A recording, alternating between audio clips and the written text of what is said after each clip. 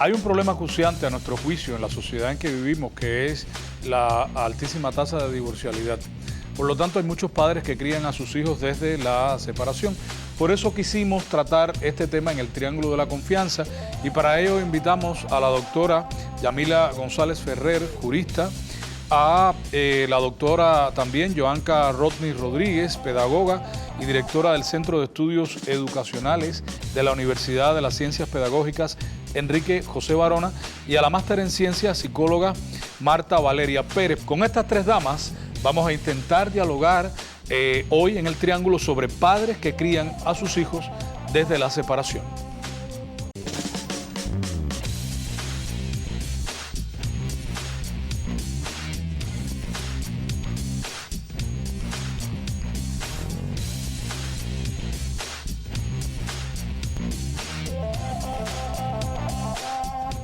La bienvenida a ustedes al Triángulo de la Confianza, a ustedes también por la sintonía, muchísimas gracias. Hoy estamos desde una de nuestras sedes itinerantes en La Habana, que es el Hotel Iberostar Grand Packard, que se encuentra en el mismísimo centro de La Habana, en el Prado habanero. Bueno, estamos hablando de criar a los hijos desde la separación. En el momento que decidimos divorciarnos, que tenemos hijos, uno o más, ¿qué pasa en ese momento de tomar decisiones de cómo ver o cómo atisbar a la crianza de nuestros hijos desde la separación? Aquí no se pide la palabra, se toma y ya. Por ahí empieza. Todo el mundo mira a Yamila. No, vamos, bueno. Adelante, doctoras. Sí. Pues arriba, bueno, yo creo que cuando llega la separación, pues los padres deben sentarse primero entre ellos a decidir cómo planificar en lo adelante esa educación con los hijos, ya sea uno, ya sea dos. Y conversar con ellos,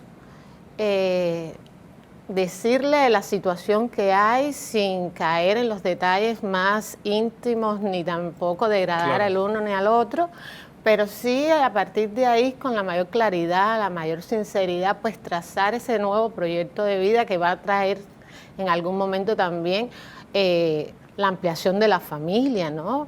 Nuevas personas que van a integrar, momentos donde estarán compartiendo juntos padres e hijos, pero otros momentos que no van a ser así, porque la familia se reorganiza, a lo mejor tendrás que ir un tiempo para casa de papá y otro tiempo para casa de la mamá. Y lo mejor que puede suceder es que todo sea muy consensuado, muy coordinado, pacíficamente, en función del bienestar de los hijos. Yo creo que va por ahí el inicio, ¿no?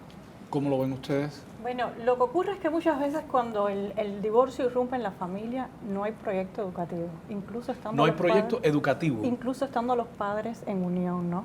Y cuando sobreviene el divorcio, con todos los cambios estructurales, económicos, de vivienda, de nuevas residencias, entonces implica cómo ajustar ese proceso con la nueva irrupción para el niño, ¿no? Yo creo que básicamente es pensar conscientemente la paternidad desde un ejercicio responsable que implica un proyecto de educación, no solo de educación formal, sino también de actividades extracurriculares, de potenciación del desarrollo desde la apertura de los intereses artísticos, cognitivos, afectivos del niño. Entonces un poco, ya cuando está el divorcio, ya cuando es la nueva forma, es muy difícil para los padres superar muchas veces los conflictos individuales, íntimos de tipo pareja, y ponerse en función de la crianza de los hijos. Y yo creo que ese es como suele esto ocupar como un espacio grande, ¿no? Claro. El conflicto, en este caso, lo que trae el divorcio, sí. El conflicto en términos afectivos, en términos materiales, en términos educativos. Entonces, sobreponerse a eso y establecer prioridades que trasciendan lo individual en función de las criaturas que dependen de esa familia, de los menores de edad. ¿Quedan las criaturas a la saga? En este caso, ¿es lo que me estás queriendo decir? Muchas veces. Pero muchas veces estaban al azar ya desde que la pareja estaba mal funcionando. Entonces, con esta nueva decisión que toman los adultos, pues es un proceso agregado que es quizás el momento de tomar conciencia los progenitores de que algún cambio tiene que ocurrir. ¿Cómo lo ves tú? Bueno, mira, en primer lugar debemos pensar que no solo es el divorcio. Claro. Porque en Cuba, si bien hay una alta tasa de divorcialidad, también hay un gran número de parejas en unión de hecho afectivo. Claro. Y son uniones que se separan. Por lo tanto, tenemos, vamos a decir, un 50% de divorcios y un 50% de separaciones de uniones de hecho afectivo. En segundo lugar, pienso que aunque es un momento emocional muy difícil, el de la separación, y no se está pensando de momento en lo legal, sí es importante darle, es decir, una forma jurídica a lo que está ocurriendo. Cuando es en divorcios, a veces es más fácil, porque por la canalita del divorcio sale... Hay toda una estructura. Hay toda una estructura por donde sale la guardia de cuidado de los hijos, etcétera. Pero cuando son separaciones, no ocurre así. No ocurre. Y se deja pasar el tiempo, pasar, y no se establece nada jurídicamente hablando. Y yo creo que es muy importante que eso se establezca tanto en los divorcios como en las uniones afectivas, en las separaciones de uniones de hecho afectivo. Eso es muy, muy importante. Porque aunque mis compañeras lo han dicho de una manera muy, vamos a decir, fina, para mí la representación más dura que tiene una separación o un divorcio es la del niño colador. Es decir, los tiros van para acá, los tiros van para acá y el niño está en el medio. Aunque hubiera existido un proyecto muy adecuado, en ese momento todo está desconfigurado y nadie se piensa en el niño o la niña o en el adolescente, todavía menos en el adolescente porque nos creemos que el adolescente es más grande, va a entenderlo más y muy probablemente entienda todo menos en esa etapa de la vida. Por lo tanto, es intentar ponernos en el lugar de nuestros hijos y nuestras hijas, entender que para ellos también es un momento difícil y que están sufriendo y que de la manera en que mejor desarrollemos ese momento, pues será también mucho mejor para ellos. Y por supuesto, repito, darle una mirada jurídica, es decir, tratar de por la vía legal organizar. De asegurar eso. Sí. Exactamente. Yamila está hablando del efecto en los niños. Desde la pedagogía, desde tu mirada como profesora, ¿tú puedes detectar cuando un niño está bajo el influjo de esta carga emocional que significa la separación de sus padres? Los niños, los adolescentes expresan en su manera de actuar cambios de comportamientos, señales que evidentemente uno se da cuenta, el maestro se da cuenta de que algo raro está ocurriendo, ¿no? Y ya sea porque en la conversación que tiene con el profesor le dice, mi amiguita, su mamá y su papá se separaron, ella está triste, la amiguita que yo tengo está triste porque ya su papá no la va a ver. Puede ser de esos mensajes que serían interesantes tener en cuenta, ¿no? De tener y escuchar. O porque los padres, uno de los progenitores también va a la escuela y lo explica, ¿no? Estamos en un proceso de separación y es difícil, el niño está agresivo, la niña está agresiva, no comprende, solicitan ayuda. Por lo tanto, eso es importante como maestros tenerlos en cuenta para poder brindar todos los recursos y apoyos que en ese momento el niño, la niña o el adolescente pueden necesitar. Que puede ser transitorio, que puede durar 6 meses ese proceso, que puede durar a lo mejor 1 año. Eso depende también de las características personológicas de cada niño, de la situación que se esté viviendo y a partir de ahí, bueno, poderlos apoyar con los recursos pedagógicos que la propia escuela y la maestra pueda tener. Quiere decir que es importante el rol del maestro o la maestra, en este caso cuando ya conoce del proceso que va a tener lugar. Es importante el rol de todos. De todos. De todos. Hay un sistema de influencias educativas que tienen que estar ahí apoyando, ya vengan de la familia, ya venga de la escuela, incluso a veces del propio barrio donde está la familia, o sea, está insertada la familia y habría que apoyar. Depende de cómo también se manejen los procesos de separación. Todas las parejas no se separan de la misma manera, no tienen los mismos conflictos. Hay quien sí logra que ese tránsito, a pesar de la dureza que imponga para la nueva vida de la familia, trata que le salga lo más coherente posible, coherente y pacífico posible. Hay quien no lo logra, eso es cierto, hay muchas parejas que no lo logran. Vamos a hacer una pausita. Ustedes saben que a esto le dicen a veces el programa del incienso. Yo tengo aquí un soplete maravilloso que me han prestado para encender el incienso de esta entrega. Esto relaja las tensiones, nos ayuda a pensar, a meditar. Ya saben que estamos en el triángulo de la confianza. En instantes Estamos de vuelta.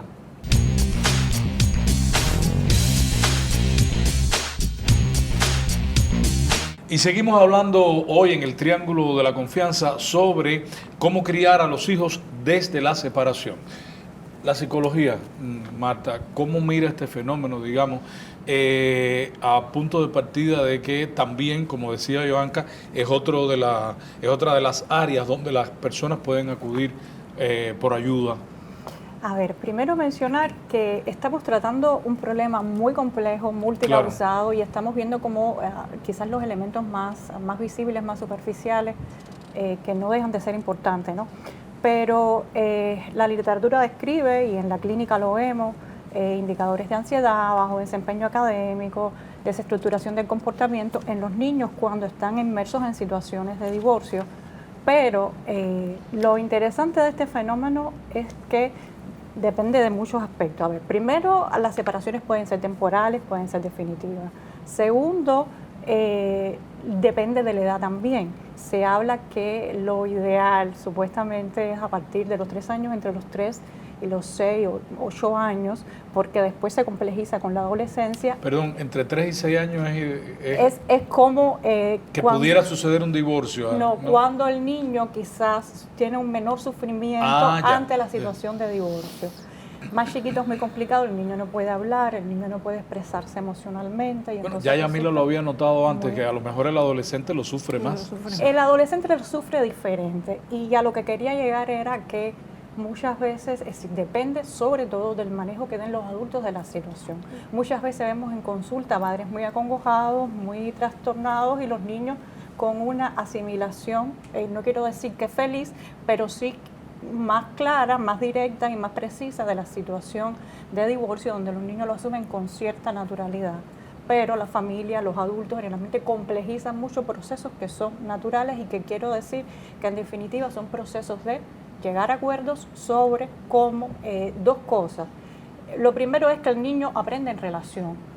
Si el niño está en una relación de conflicto, de lo que se llama alienación parental, donde un padre habla más del otro, donde se usan los niños espías para buscar información, para ver la nueva forma de vida de la pareja o de la expareja, entonces se complejiza mucho desde la perspectiva de los adultos.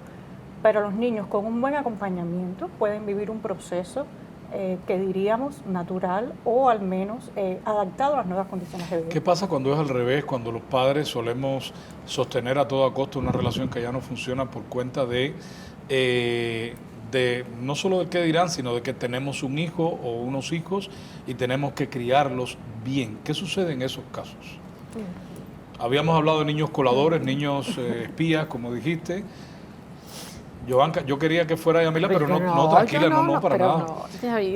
No, realmente mantener una relación de pareja, incluso creyendo que es por el bienestar de los hijos, es fatal. Suele que cuando crecen los hijos les dicen, yo no te lo pedí. Exacto, es que no tiene nada que ver una cosa con la otra. Yo creo que los hijos y las hijas pueden agradecer mucho más separaciones y divorcios bien manejados, donde ellos puedan vivir en paz y donde tengan una relación con sus madres y padres en más armonía, que vivir en conflictos permanentes, que lo único que está dando, como decía la profesora, es malos ejemplos. Y sabemos que las niñas y los niños lo que están incorporando a sus vidas son los ejemplos que les damos.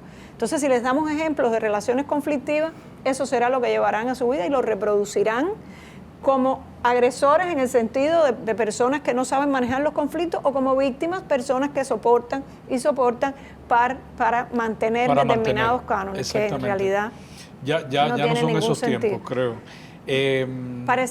Pareciera que no, pero muchas veces sí hay familias que nos encontramos que mantienen situaciones muy infelices por esos patrones o esos esquemas patriarcales, en definitiva. ¿Conoces si tú diriges un centro de pedagogía? Me imagino que este tipo de temáticas ronda mucho las conversaciones y los estudios. Yo realmente recién dirijo el centro de estudio, pero bueno, trabajando los temas de educación integral de la sexualidad, sí, bueno, allí sí tengo un mayor campo. Lo que sí es importante decir que el extremo es malo, o sea, vivir en familias donde se sostiene una relación de pareja, donde hay un maltratador, una mujer sumisa, donde los hijos ven estos conflictos que se agreden un progenitor contra el otro, no es sano en ningún sentido, ni tan siquiera para el futuro del niño, la niña o la adolescente en la escuela, pero ni para su futura vida en pareja o con persona en un centro laboral, porque esa carga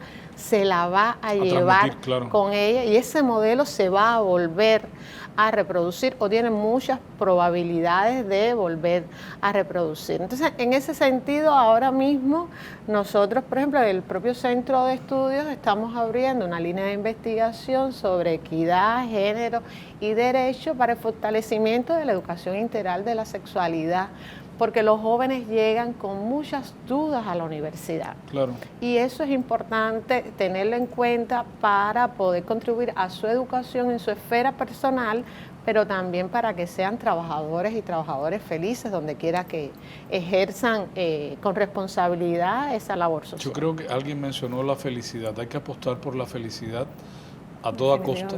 Creo que es lo principal. Quería hacerte una precisión o pedirte una precisión. ¿Quiénes suelen en ese proceso de divorcio o de separación ser más proactivos, los padres o las madres?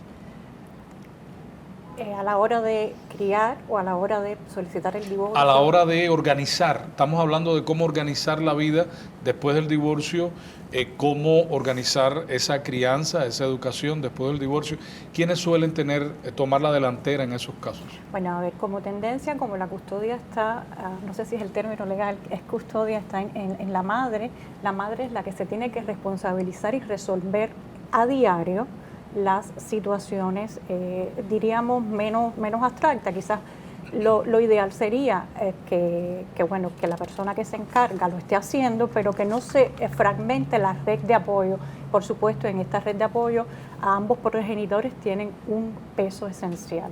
Es decir, a pesar de que una persona pueda tener el cotidiano, el diario, que el otro progenitor con el que no convive el menor, por supuesto que esté presente y que esté apoyando y que esté también formando parte de las decisiones. Es un elemento básico y quizás hablándolo, esto es un programa que también llega a las personas, que quizás con términos menos científicos, es que la persona que se queda con la custodia del niño tiene que hacer todas las cosas de la casa, tiene que encargarse también de la economía, tiene que encargarse, entonces no le queda tiempo para después llevarlo a las clases de karate, para después llevarlo a las clases de música, y por ahí es donde se establece la brecha fundamental. Es decir, un progenitor generalmente y culturalmente es la madre sobrecargada que tiene que criar niños haciendo lo que antes hacían dos personas. Entonces, y más, claro. Eso sí conlleva, en términos de tiempo y en términos de apoyo emocional, un cuidador sobrecargado, estresado, con muchas más cosas que resolver.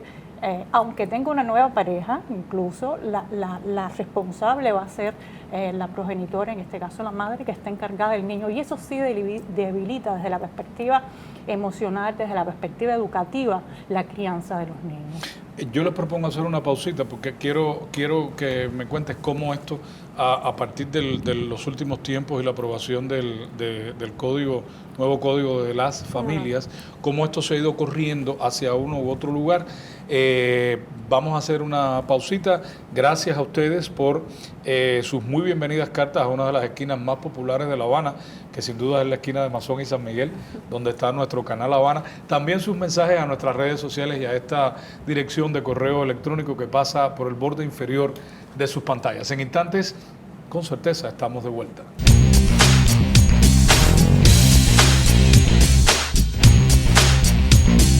Y seguimos hablando en el Triángulo de la Confianza hoy de niños, niñas y adolescentes que se crían con padres divorciados. Dejé el terreno ahí como medio asfaltado con el tema de qué ha pasado después de la aprobación del nuevo Código de las Familias. Tú tenías algo también que acotar, ¿sí? Sí. Mira, en primer lugar me gustaría decir que el ejercicio de la responsabilidad parental es conjunto, independientemente de que estemos juntos o separados. O no, claro. Bien, es decir, ¿qué pasa? Que al momento de separaciones y divorcios, lo que obviamente, y por eso decía al inicio, que debemos regular jurídicamente cómo nos vamos a organizar, se debe establecer la guarda y cuidado. Bien, Guarda y cuidado que el nuevo Código de las Familias nos da la posibilidad ahora de que sea o guardas y cuidados compartidos o unilaterales. Hay una, vamos a decir, preferencia por la guarda y cuidado compartidos. ¿Por qué? En el sentido de que la separación o el divorcio no necesariamente implica una separación y un divorcio de nuestro proyecto con nuestros hijos.